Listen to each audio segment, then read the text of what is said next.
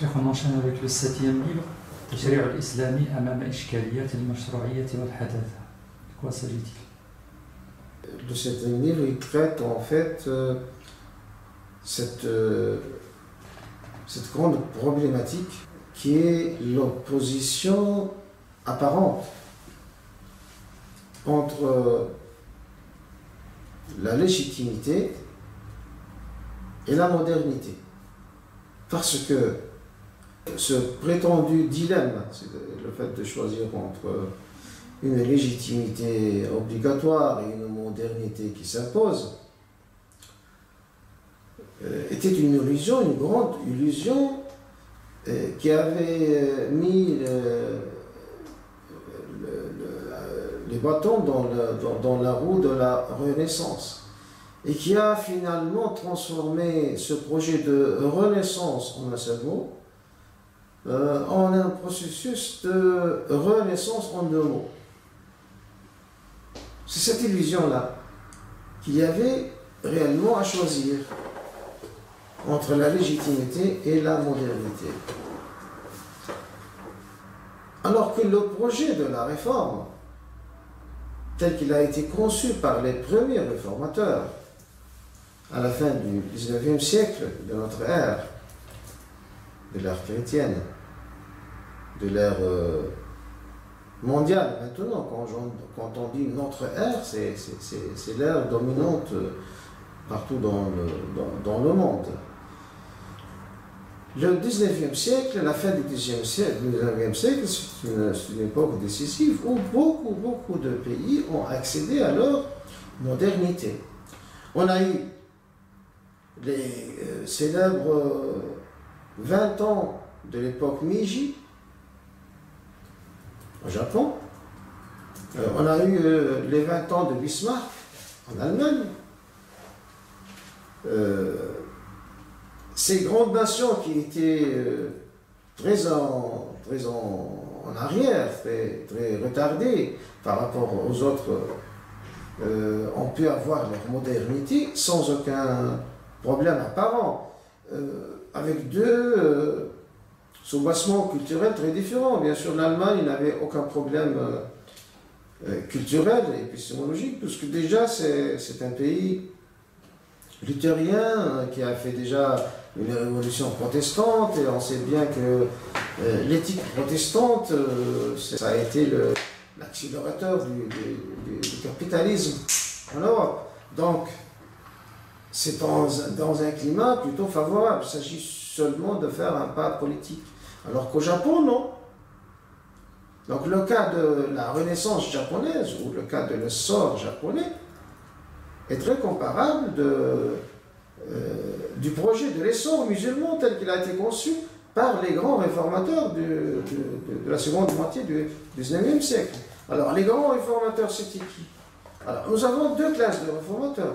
Des réformateurs politiques, tels que Khaireddin, en Tunisie, qui s'est par la suite déplacé à la capitale ottomane, à Istanbul, et des réformateurs qui ont choisi de travailler sur le champ culturel, alors tels que Abdelrahman Kawakibi, qui a lutté contre surtout le modèle politique décadent, et tels que Jamaluddin Afghani et Mohamed Abd.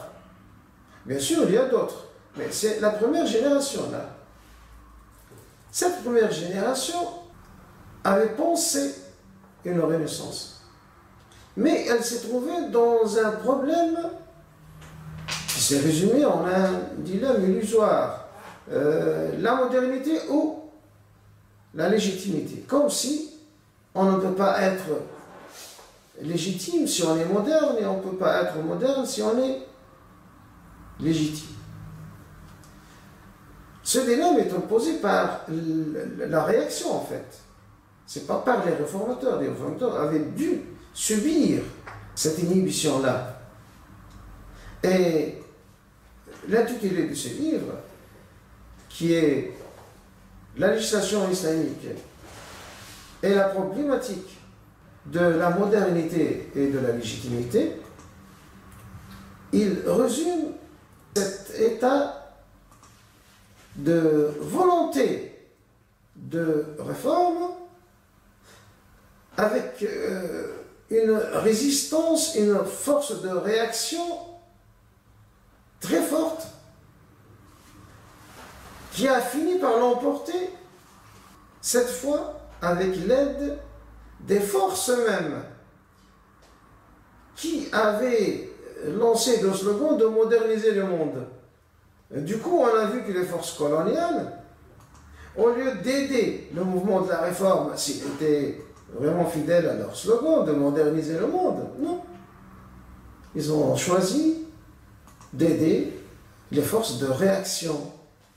Et c'est comme ça que on a eu, au bout de quelques années, un regain du conservatisme le plus rétrograde et une grande vague de salafisation. Après une parenthèse de tentatives de grandes réformes. Et là, en Orient, le dossier de la réforme a été clôturé depuis 1925.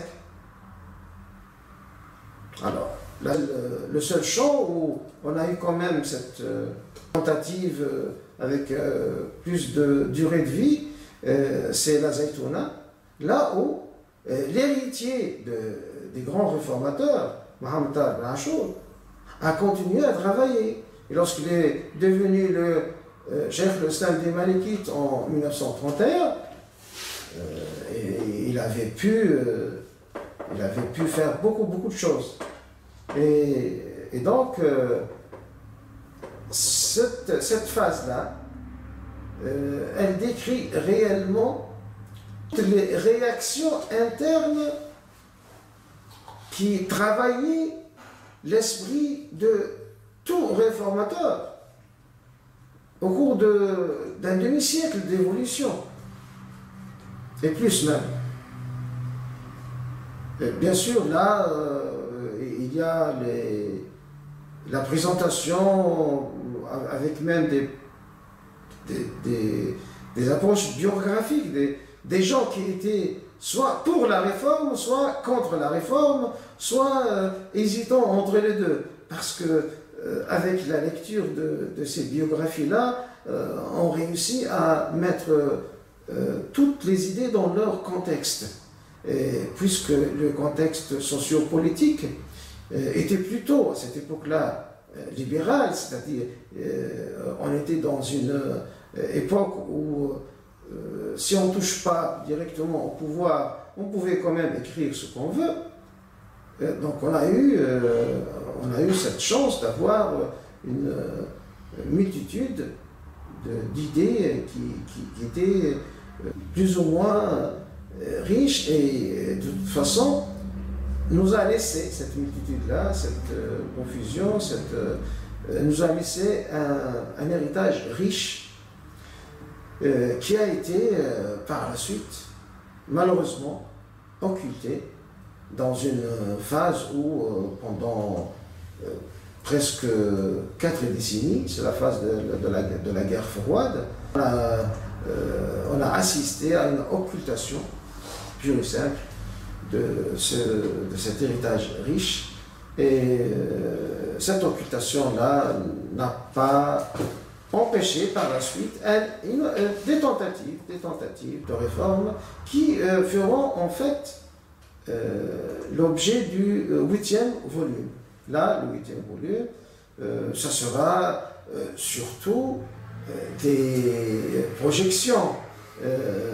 J'ai essayé même de formuler certaines théories que leurs théoriciens même n'ont pas encore formulées. C'est-à-dire, je suis allé chercher, fouiller dans leurs écrits pour formuler donc des ébauches de projets qui auraient pu être formulés si ces auteurs-là n'étaient pas séquestrés, n'étaient pas complètement séquestrés par des positions politiques qui n'étaient pas forcément de la valeur de leur pensée rénovatrice. Et c'est là le sujet du 8e volume, Son titre c'est Nafila. على آفاق التجديد الفقهي. Voilà, donc c'est une fenêtre sur les perspectives de la rénovation de la jurisprudence. C'est le sujet du 8e volume. Et là, c'est la clôture des 8 premiers volumes, en fait, qui laisse la route pour des opuscules d'application. Voilà. Donc par la suite, j'ai fait une série d'opuscules d'application.